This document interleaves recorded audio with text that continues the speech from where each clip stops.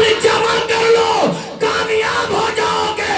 ابو بکر کہتے ہیں جتنا کمائے ہو مصطفیٰ کے قدموں پر قربان کر دو, کامیاب ہو جاؤ. نعرے تکبیر, نعرے رسالت, جشن عید میلاد النبی, جشن عید میلاد النبی, مولانا اعظم خان نوری. نعرے تکبیر, نعرے رسالت. دولت جمع کرنے کا نام کامیابی نہیں ہے, بلکہ اپنی دولت کو مصطفیٰ کے قدموں پر لٹا دینے کو کامیابی کہا جاتا ہے. مگر افسوس آج ہماری قوم کے حالات پر ذرا نظر ڈالیں. یہ وہی قوم ہے جس نے کبھی زمانے کو یہ پیغام دیا تھا کہ ہم اپنی جان, اپنا مال, اپنی آل, اپنی اولاد, اپنا گھر بار سب مصطفیٰ کے قدموں پر قربان کرنے کو تیار ہیں. اور دنیا نے اپنی کھلی آنکھوں سے دیکھا بھی کہ نبی کے غلاموں نے, مصطفیٰ کے مستانوں نے اپنی دولتوں کو, اپنی شہرتوں کو, سب کچھ مصطفیٰ کے قدموں پر قربان کیا. تو تاریخ گواہ ہے جب تک اسلام کے شہزادے اپنے وجود کو, اپنی دولت کو, اپنی شہرت کو, اپنی پراپرٹی کو, اپنے اہل و اقارب کو نبی کے قدموں پر قربان کرنے کا جذبہ رکھتے رہے, ساری دنیا نے اپنی کھلی آنکھوں سے دیکھا کہ میرے مصطفیٰ کے غلام جس طرف بھی نکلتے تھے تو فتح کا صحرا اللہ ان غلاموں کے سر عطا فرماتا تھا. لیکن افسوس حضرت, آج وہی پر جب نظر ڈالا جائے اور امت مسلمہ پر ایک گہری نگاہ ڈالی جائے تو آج امت مسلمہ کا جو حال ہے صاحب, شاید یہ حال اسلام کے شہزادوں کا کبھی نہ ہوا.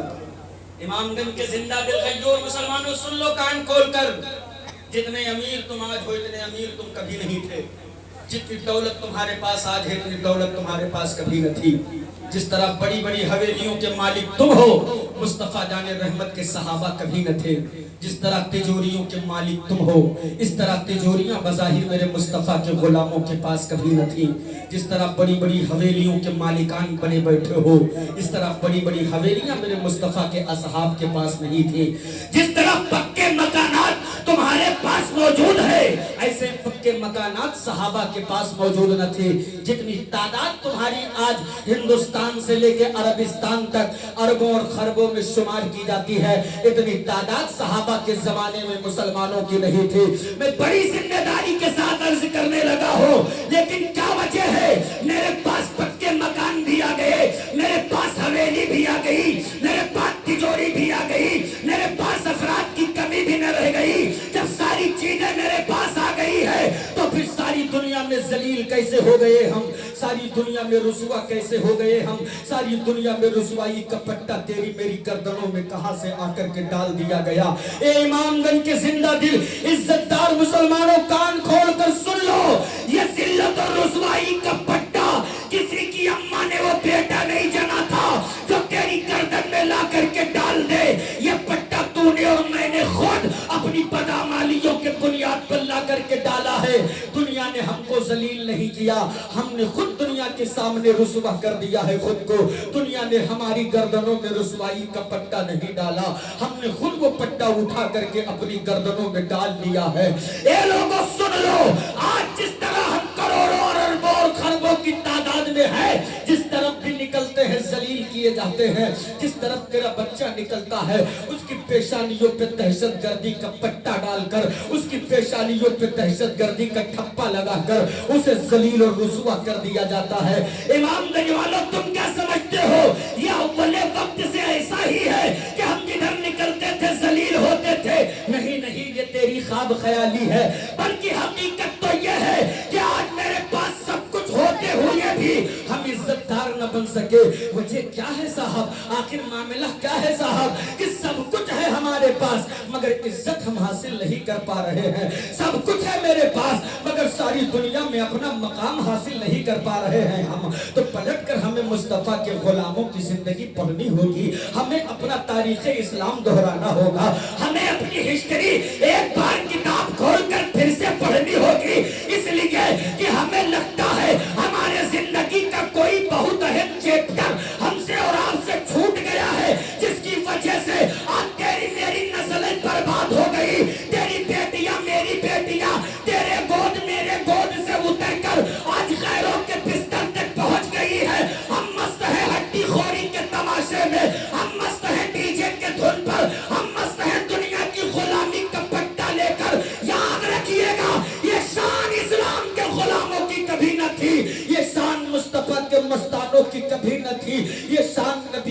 दीवानों की कभी न थी। अब मैं अर्ज करने लगा हूँ, मेरे नबी के गुलामों की जिंदगी उठाकर देखो।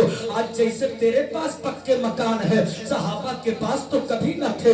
हाँ हाँ साहब, मुझे कह लेने दो, उनके पास मकान पक्के नहीं थे, मकान तो कच्चे थे, लेकिन उन कच्चे मकानों में रब के ऐसे पक्के सजदे अदा होते थे, ऐसे पक्के सजदे अदा होते थे कि जब सर सजदे से उठता था और वो मुट्ठी भर नबी के गुलाम जिस तरफ भी रुख कर लेते थे, तो चाहे अंताकिया की कलीसियाएं हो या कैसरो किसरा के इक़्तिदार की हवेलियां, ये मुट्ठी भर नबी वाले जब गुलामी मुस्तफा का पट्टा डालकर मैदानों में निकलते थे, तो दुनिया घुटनों पे आकर ये कहने पर मजबूर होती थी कि मौला, जब नबी के गुलामों का ये आलम है तो इनके परवरदिगार का आलम क्या होगा। नारे तकबीर, नारे रिसालत, मसलके आला हजरत, उलमाए अहले सुन्नत, बस्ती बस्ती करिया करिया, बस्ती बस्ती करिया करिया,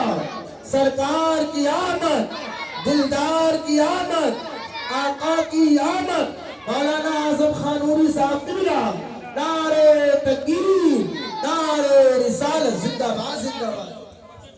बहुत अहम पैगाम की दुआएं लेकर एक बहुत अहम पैगाम, यह आमद रसूल का महीना है।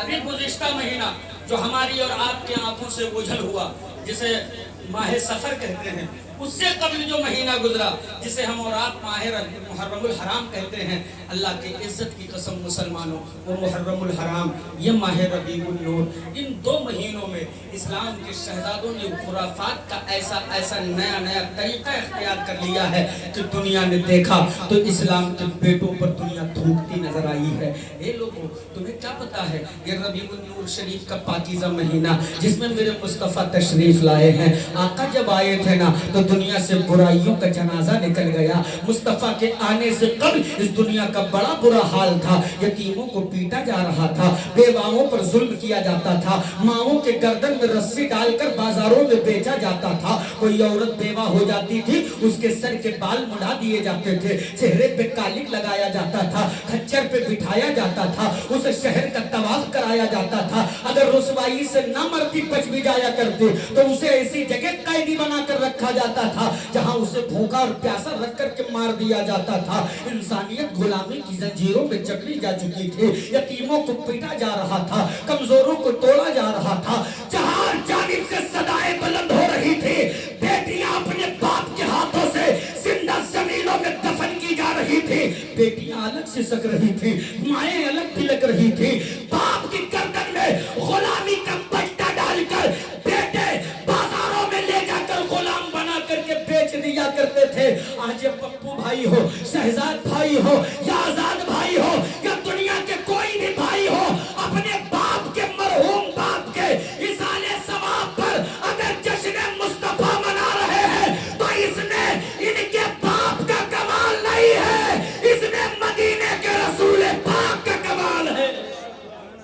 जो कुछ मिला है मुस्तफा जाने रहमत की चौखट की खैरात से मिला है। बेशक सारे लोग दुनिया में सिस्कियां ले रहे थे, इंसानियत गुलामी की जंजीरों में जकड़ी जा चुकी थी, इंसानियत बिलक रही थी।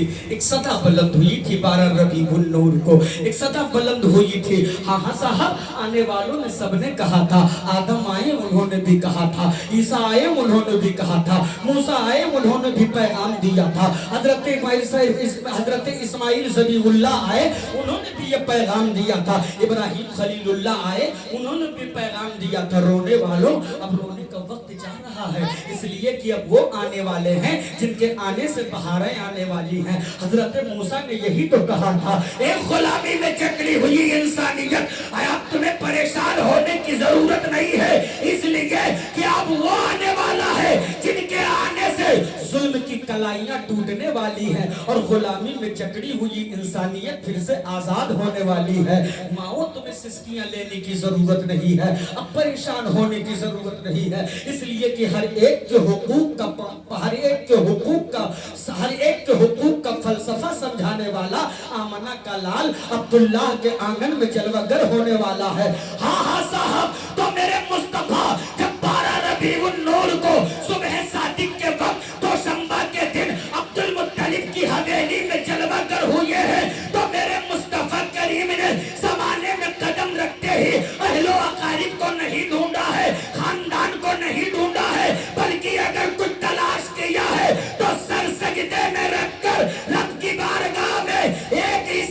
بلند کی ہے، یا رب حبلی امتی۔ سبحان اللہ سبحان اللہ، بولو یار سبحان اللہ ماشاءاللہ۔ آپ کو ایسا لگتا ہے، دیکھو مجھے بہت خاموشی میں جب تقریر کرنا ہوتا ہے